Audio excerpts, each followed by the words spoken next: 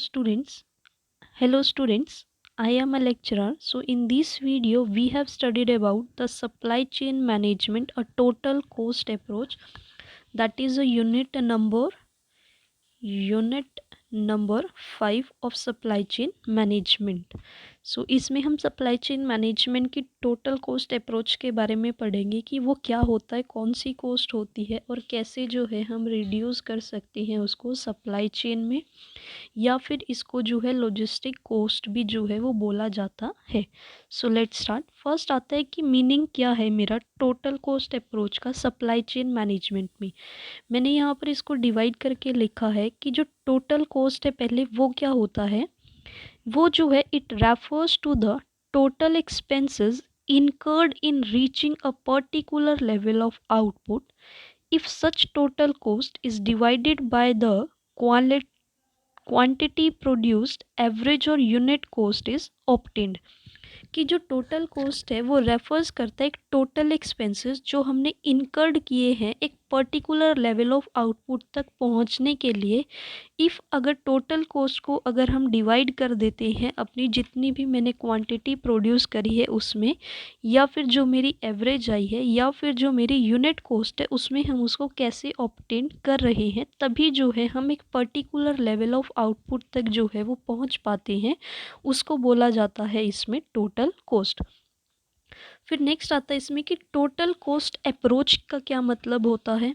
It focuses on considering all the relevant activities in moving and storing products instead of looking at the things individually. This way, all logistic cost items are considered simultaneously when making a decision। कि total cost approach में क्या है कि हम focus करते हैं consider करने में अपने जो भी मेरी रेलिवेंट एक्टिविटीज़ होती हैं, जो भी हो रही हैं, या फिर जो प्रोडक्ट को मैंने स्टोर करके रखा है हम उनको कंसीडर करते हैं, ना कि इंस्टेड ऑफ, ना कि हम जो है थिंग्स को एक इंडिविजुअल लेवल पर देखते हैं। तो उससे जो मेरी लॉजिस्टिक कॉस्ट की आइटम्स है उनको जो है कंसीडर्ड किया जाएगा फिर साइमल्टेनियसली जब हम कोई भी एक डिसीजन जो है वो लेंगे, उसको बोला जाता है टोटल कॉस्ट अप्रोच।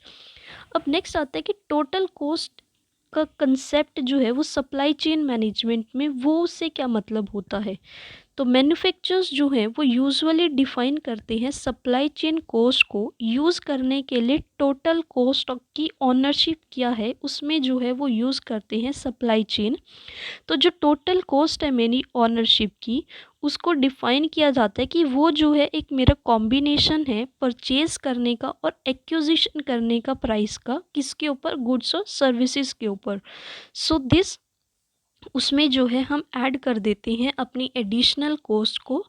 इनकर्ड मतलब कि या तो प्रोडक्ट और सर्विसेज के डिलीवर होने से पहले या फिर प्रोडक्ट और सर्विसेज के डिलीवर होने के बाद जो भी मेरी एडिशनल कॉस्ट आती है उसको जो है हम इसमें ऐड कर देते हैं सप्लाई चेन मैनेजमेंट में।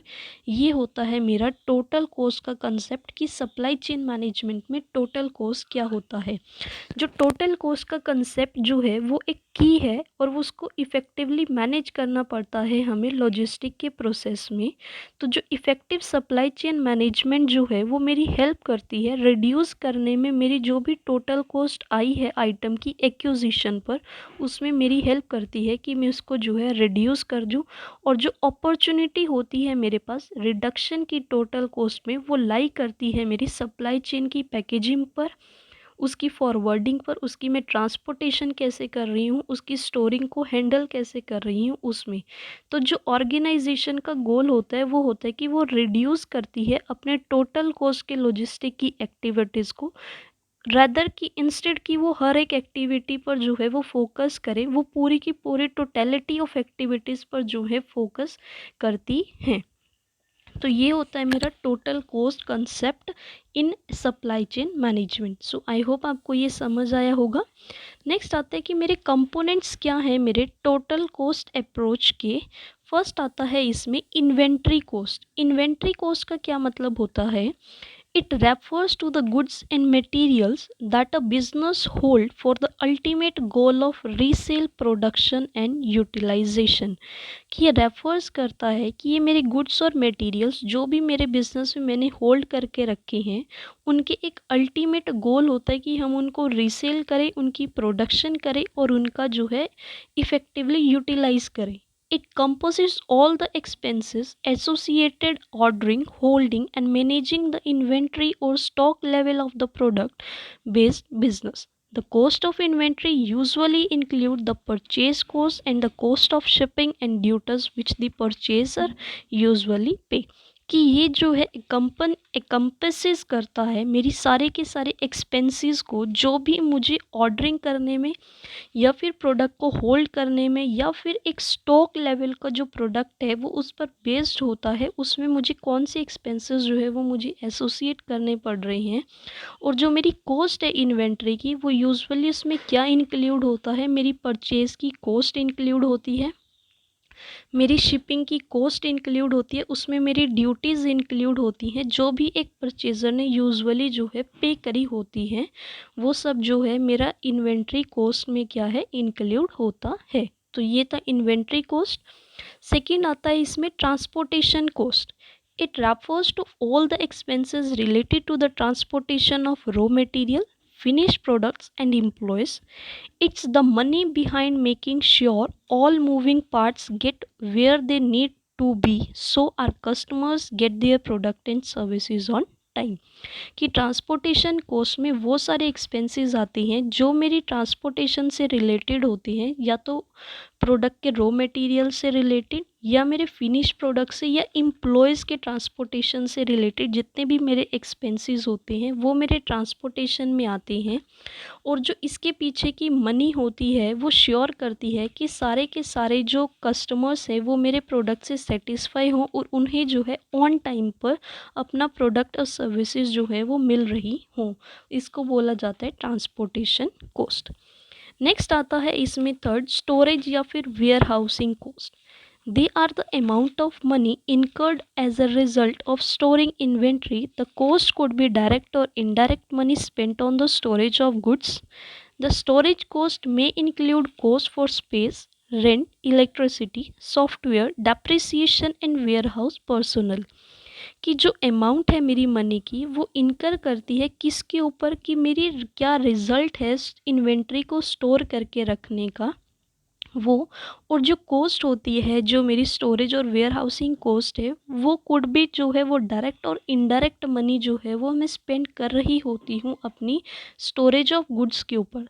तो स्टोरेज ऑफ गुड्स कॉस्ट में जो है क्या इंक्लूड होता है मेरा, कि कॉस्ट कितनी आ रही है मेरी उस स्पेस की जो मैंने, जहाँ पर मैंने अपने स्टॉक को जो है वो संभाल के रखा हुआ है, उसकी कॉस्ट मुझे क्या पड़ रही होती है. फिर रेंट मुझे कितना देना पड़ रहा है उस वेयर हाउस का, इलेक्ट्रिसिटी का मुझे कितना देना पड़ रहा है, वहाँ पर जो सॉफ्टवेयर डेप्रिसिएशन है वो मुझे कितना देना पड़ रहा है, और मेरा वेयर हाउस पर्सनल कितना आ रहा है, वो सब जो है कॉस्ट इसमें इंक्लूड होती है. फिर इसमें फोर्थ पॉइंट आता है material handling and protective packaging cost. कि जो भी मेरे डिज़ाइन और ऑपरेटिंग सिस्टम होता है, जो मेरी इक्विपमेंट कॉस्ट है और जो मेरी कंपोनेंट्स या फिर एक प्रोडक्ट के जो या फिर एक प्लांट को इंस्टॉलेशन करने पर उसकी मेंटेनेंस पर उसमें कितना फ्यूल खर्च हो रहा है या जो लेबर की कॉस्ट है, वो सब जो है इसमें इंक्लूड होती है मेरी. और इसमें जो है वो कंसिस्ट करता है बहुत वेजेस को भी, और जो भी मेरी इंजरी या कंपनसेशन जो मुझे लोगों को देना पड़ रहा है वो सारी कॉस्ट जो है वो इसमें इंक्लूड होती हैं. फिफ्थ आती है इसमें ऑर्डर प्रोसेसिंग कॉस्ट. इसमें क्या है, जो कॉस्ट ऑफ ऑपरेशन है वो नेचुरली जो है वो फ्लक्चुएट करते हैं बिजनेस टू बिजनेस के ऊपर. और ये जो है एक कॉम्बिनेशन होता है मेरा फिक्स कॉस्ट का और वेरिएबल कॉस्ट का, जो इंक्रीज करता है मेरे रिलेशन को एक ऑर्डर ऑफ द वॉल्यूम में. ऑर्डर ऑफ द वॉल्यूम मतलब मेरी रेंट और पैकेजिंग में, कि मेरी ऑर्डर से लेके प्रोसेसिंग कॉस्ट जो है वो क्या आ रही है, वो सारी कॉस्ट जो है वो इसमें इंक्लूड होती हैं. सो ये थे इसके components of total cost approach. I hope आपको ये समझ आए होंगे. इसमें इंफॉर्मेशन फ्लो कॉस्ट भी इंक्लूड होता है, कस्टमर सर्विस कॉस्ट, कि कस्टमर को सर्विस देते टाइम मुझे क्या कॉस्ट इनकर्ड हो रही है वो भी इसके अंदर इंक्लूड होता है. सो ये थे इसके components of total cost approach. I hope आपको समझ आए होंगे। अगर आपको नहीं समझ आए एक बार आप कमेंट करना, आई विल एक्सप्लेन यू, और आप ईमेल आईडी पर मुझे मैसेज कर कर भी जो है वो पूछ सकते हैं।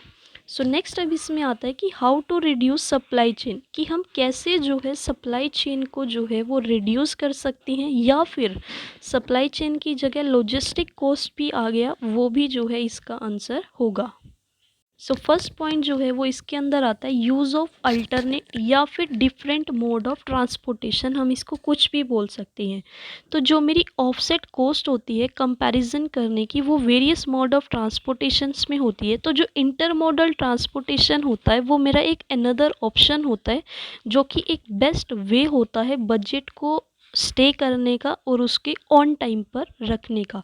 इसलिए हम रिड्यूस कैसे कर सकते हैं कि किसी और अल्टरनेटिव को या किसी और मोड ऑफ ट्रांसपोर्टेशन को जो है हम यूज़ कर सकते हैं। सेकेंड आता है explore opportunity to consolidate shipments. इसमें क्या आता है, फॉर स्मॉलर क्वांटिटीज़ के लिए जो शिपमेंट है वो एक बेस्ट ऑप्शन होता है। इससे जो है हम अपनी मनी को भी सेव कर सकते हैं। कैसे कर सकते हैं, कंसोलिडेट करके शिपमेंट को डिफरेंट प्रोडक्ट्स के लिए और डिफरेंट कस्टमर्स के लिए, और हम इसमें जो है यूज़ करेंगे ज़्यादा से ज़्यादा फुल ट्रक लोड शिपिंग को। फिर इसमें थर्ड पॉइंट आता है इन्फॉर्म्ड डिसीजन मेकिंग, कि जो प्रोवाइड होता है कस्टमर्स का, वो अपने लॉजिस्टिक नेटवर्क के लिए जो कॉस्ट आती है उसकी फ़्राइट की, ईच सर्विस लेवल की, या फिर जो भी उसकी रिलायबिलिटी होती है लेन की, वो जो है उसको एक ट्रू कॉस्ट देता है उसकी इन्वेंट्री को, ताकि जो उसके डिसीजंस हैं वो उनको जो है अच्छी तरह से जो है इन्फॉर्म कर सके। फोर्थ पॉइंट आता है इसमें to check self insurance policy, कि जो कंपनी है वो यूज़ करती है कैरियर इंश्योरेंस को, जो कि बहुत ही ज़्यादा एक्सपेंसिव होता है। अगर कंपनी जो है वो सेल्फ इंश्योर्ड हो जाए तो उसमें जो है उसकी जो पॉलिसीज़ होंगी उनको जो है ईज़िली चेक किया जाएगा, और उससे जो है जो उनकी शिपमेंट ऑफ गुड्स की जो भी कवर होगी वो उससे जो है वो कवर कर सकती हैं। अगर वो कवर करते हैं तो उनकी जो एक्स्ट्रा कॉस्ट है कैरियर इंश्योरेंस की, उसको जो है अवॉइड किया जा सकता है।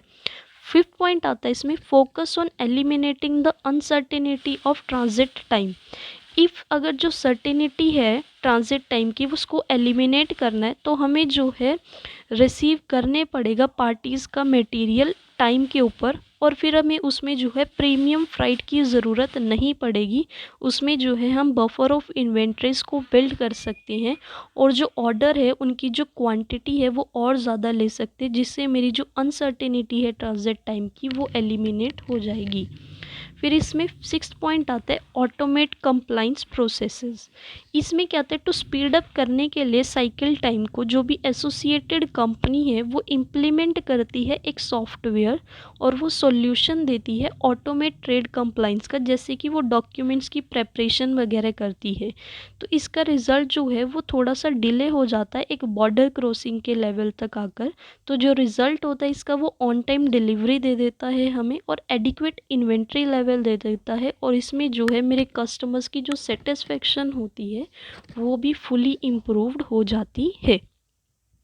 फिर इसमें सेवेंथ पॉइंट आता है minimising use of more expensive shipping options, कि इफ़ अगर कोई भी कंपनी जो है वो ज़रा सा भी बिट ऑफ कैलकुलेटिंग करती है तो वो डिटरमाइन कर सकती है अपने अमाउंट ऑफ गुड्स को जिनकी उनको इमीडिएटली जो है वो ज़रूरत होती है, और वो उनको जो है एक्सप्रेस कर सकती है अपने सर्विस मोड में। तो जो बैलेंस होता है शिपमेंट का वो सेंड किया जाता है लोअर कॉस्ट सर्विस लेवल के ऊपर। फिर इसमें लास्ट पॉइंट आता है considering warehousing services. If अगर मेरी ज़्यादा शिपिंग जो है वो होने लग जाती है बिटवीन दो पॉइंट्स में, तो स्पेशली जो है लॉन्ग डिस्टेंस के लिए जो है ये एक ऑप्शन बन जाता है कि वो वेयर हाउस की गुड्स को जो है वो कंज्यूमर कस्टमर्स की क्लोज़र लेकर आए, जिससे जो है ट्रांसपोर्टेशन की कॉस्ट भी जो है वो कम हो जाएगी। सो ये थे इसके 8 पॉइंट्स कि किन वेज में हम अपनी जो है सप्लाई चेन को रिड्यूस कर सकते हैं, या फिर अपनी लॉजिस्टिक कॉस्ट को जो है वो रिड्यूस कर सकते हैं। सो आई होप आपको ये समझ आए होगा। If you have any doubt, you will comment down. I will explain you in comment section also in another video also. So if you have any doubt, you will mail me on my mail ID. I will give in the description box. So thank you so much. If you like it, then please subscribe my channel, like, comment and share. Thank you so much.